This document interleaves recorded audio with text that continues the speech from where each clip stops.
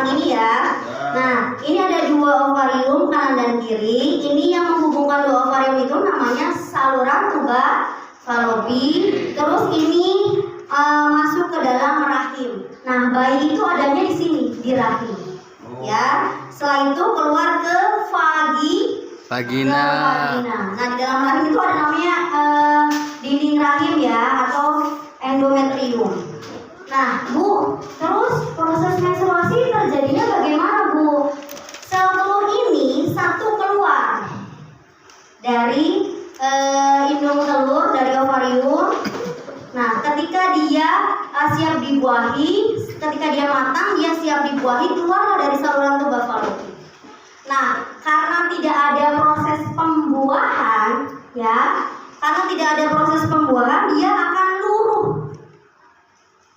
turun ke endometriumnya itu akan luruh, keluar dengan proses pendarahan yang kita kenal dengan menstruasi.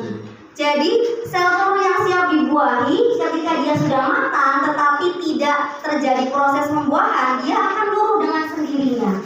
Maka dinamakan dengan menstruasi. Prosesnya berapa lama, Bu? Biasanya menstruasi itu normalnya, kalau misalkan Bu, saya mau menstruasi cuma 2 hari, itu masih dikatakan normal.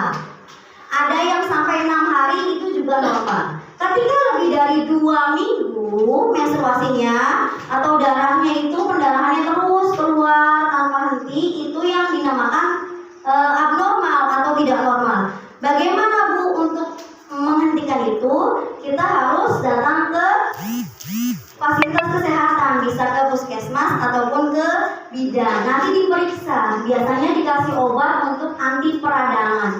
Jadi si endometriumnya itu dia luruh terus, dia mengalami pendarahan terus, tidak berhenti. Nah, itu bisa karena kelainan juga. Sampai sini ada yang mau ditanyakan? Kalau tidak ada,